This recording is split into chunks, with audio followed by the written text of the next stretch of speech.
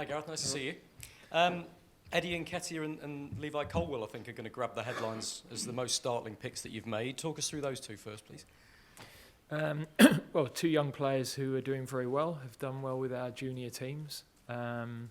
Levi, of course, had some time with us in the summer anyway. And really the basis of this squad is, we left Old Trafford after two really good performances, 4 good performances in the group. So I didn't really want to move from the squad we had that day. We're only 3 games into the start of the season. But we've had a lot of people at the back with issues, so we've had to make changes there. And the only other change then is Eddie, who's coming in because it's an area where we'd like to have a look at him. He's a young player with a really good pedigree, very good finisher. And it's good for him to have some time with us. He's, I think, record goal scorer with the under-21s as well. So he's not had the chance to work with us up to this point, but he's a player that we're really interested in. Raheem Sterling's been flying for Chelsea. Why is he not there? Well, because of what I said. We were really pleased with the group to bring Raheem back in. We've got to leave somebody else out. And on the back of 3 games, I didn't think anybody in this group of attacking players warrants being left out. So it's really good to see Raheem start the season so well. He looks in good condition. He looks hungry. He's obviously an important player for us, and has been an important player for us. But we have, in those attacking areas just behind the 9, got a lot of competition for places. And I think all of those players have started the season well, and they've certainly, the group that are with us, have done really well for us in the recent games. We shouldn't have any concerns about his long-term England future here. The fact that this is the 3rd squad on the trot, I think, that he's not been involved in. Yeah, but he was not available for the last 2. So, and of course, that's given other people the opportunity to play well and to establish themselves in the group. So, it's a difficult call, and Raheem's not particularly happy about it, but I understand that because he's an important player for us, and I'm convinced he's going to have an excellent season with Chelsea. There's no doubt about that. Thank you. There's always controversy whenever you pick the players, because I think you and a lot of fans would probably like to have 30 or 40 in this squad, but Harry Maguire and Jordan Henderson's inclusions will probably make some headlines as well, and make 1 or 2 fans prick their ears up and think why. Harry Maguire hasn't played any time at all for Manchester United. Jordan Henderson now in Saudi Arabia. Mm-hmm. What's your thinking with those 2 senior players? Well, with Harry Maguire, we've lost a lot of experienced players in terms of caps at centre-half. So we're giving some less experienced players the opportunity to come into the squad. But unfortunately, we look like Tyrone is out for most of the season. John Stones is out for this camp. Eric Dyer hasn't appeared in Tottenham's squad.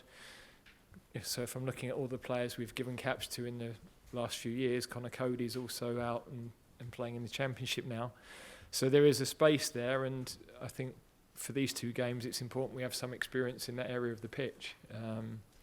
Clearly with Harry and with Calvin Phillips, it's far from ideal that they're not playing football. But similarly with Calvin, I think Declan Rice was the only English player to start at the weekend as a single pivot.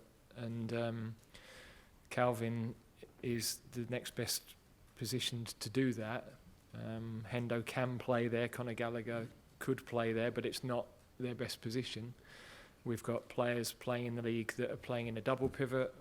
Someone like Angel Gomez is doing that, but it's a different sort of role. So, yeah, it's not a good situation that those guys aren't playing football. But that's, in certain positions we have a lot of depth, and in other positions we don't have a lot of depth.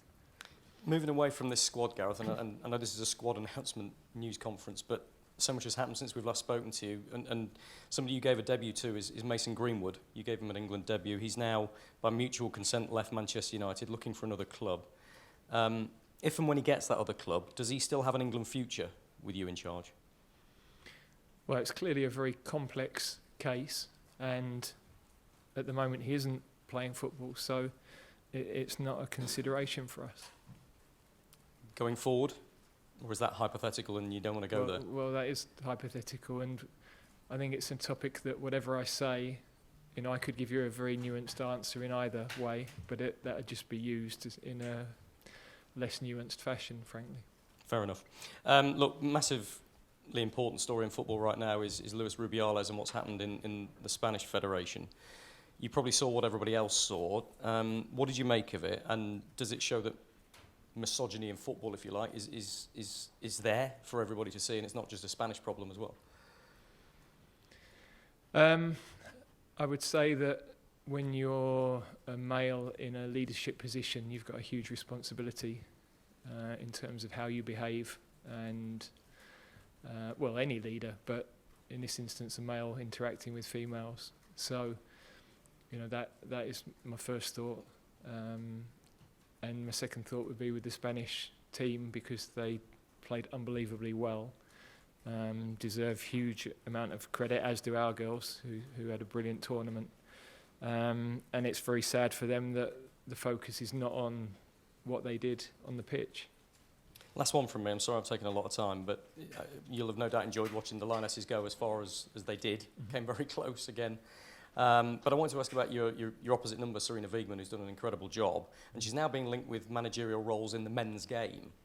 Mm-hmm. Could she make that step and be successful in the men's game, do you believe?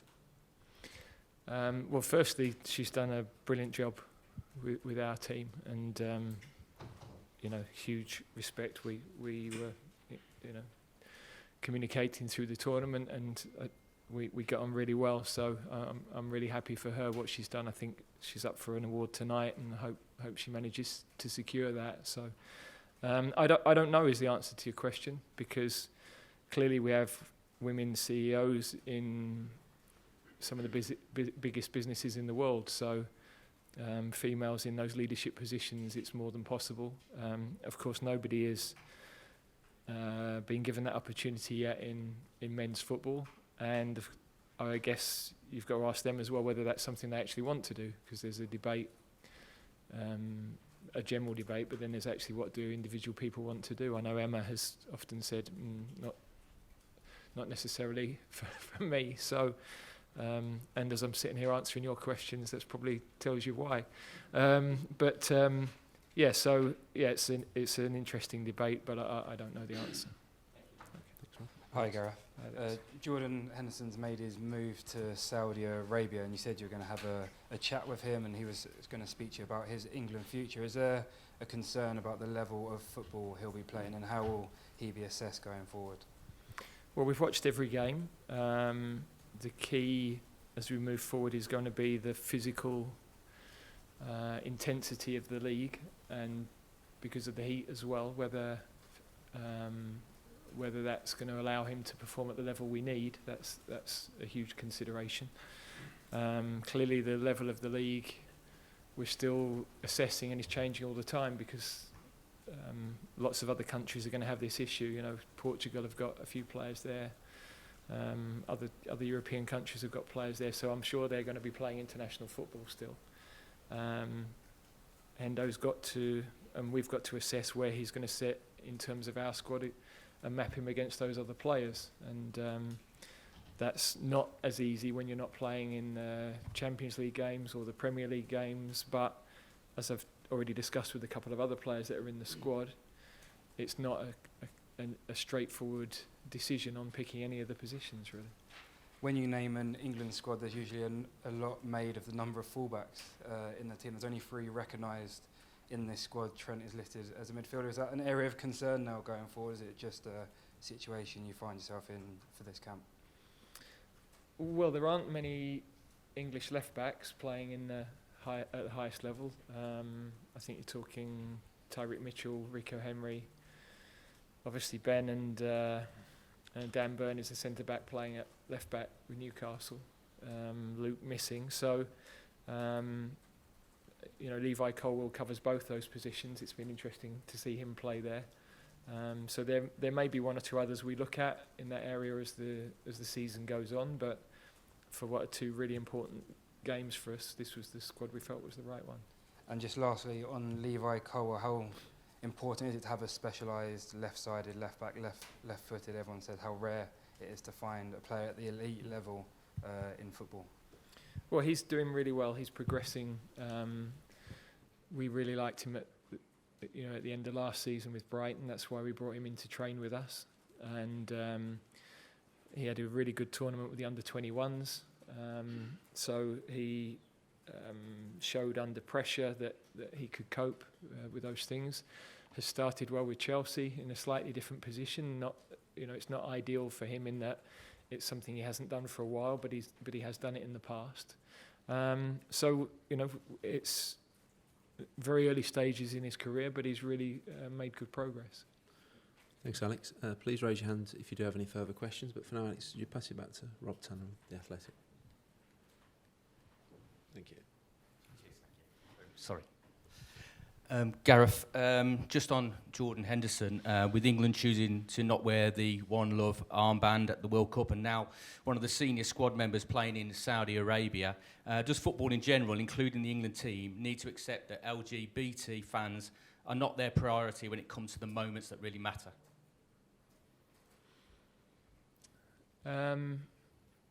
Look, I think we are supportive of the LGBT plus community. A large number of the team and staff have either relatives or friends from that community. So, it's something that a relationship that we're very conscious of, and a situation that we're very conscious of.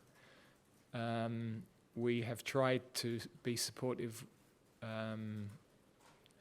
but I also accept that members of that community felt let down around the World Cup. I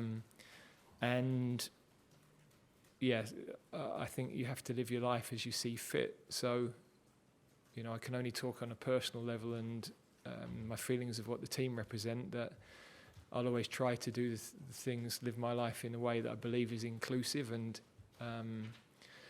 try to be accepting of all cultures and understanding of everybody's different positions.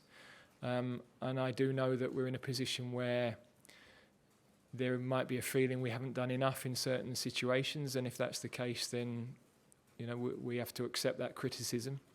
But it's not intentional that we would feel that we'd let down any of our fans.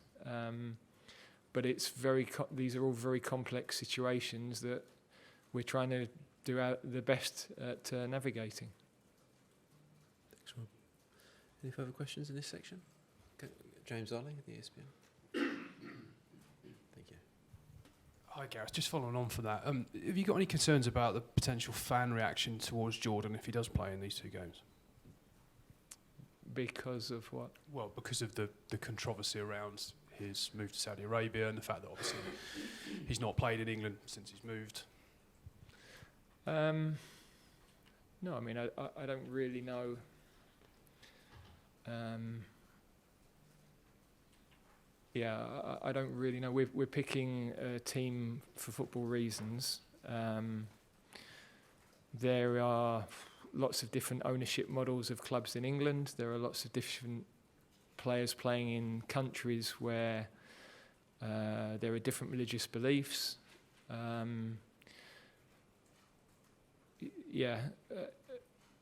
don't really know why a player would receive an adverse reaction because of where he plays his football. That of course is a personal choice, but I think it's really difficult to. Yeah, I'm a bit lost really with some of the questioning, because you walk in to try and talk about a squad announcement based on football decisions, and increasingly we're navigating such complex political aspects that I'm not really trained to do. So forgive me if I'm stumbling a little bit, but I find it really a really difficult scenario to try and get right. We'll do the best we can, and we are trying to make the decisions on any number of reasons, but I have to pick a squad based on the players that we think can get us qualified for a European Championship, and that's why we've picked the squad we have. Let me ask you a more positive one then about Harry Kane. He's obviously moved to Bayern. I just wondered did he seek your advice at all? Did you speak to him before he made that move? And what does it say about what messages it sends to the younger players that an England captain, 30, prime of his career, is prepared to go and play abroad? Yeah, I think it's a really good challenge for him. Bayern Munich's a huge football club. He's leaving a big football club here to go to the biggest one in Germany. He's going to be expected to be challenging for trophies every game he plays. He's got a new set of supporters to win over and a new set of teammates to impress every day on the training field. So I think from that respect, a fresh challenge for him, I would view as a positive. I think from a life experience perspective, to live in different cultures, to live in different countries is brilliant for your own personal development and your family. So I'm looking forward to talking to him a little bit more. I've briefly spoken with him, but it'd be good to see how he's finding everything when he's with us next week. Did he seek your advice at all before he made the move or not? No. I mean, I'm always there if players want to speak, but I'm also not influencing their club decisions. That wouldn't be right, really. Thank you. Okay, thanks, James. Any further questions? Okay, we'll end it there. Thanks for your time today.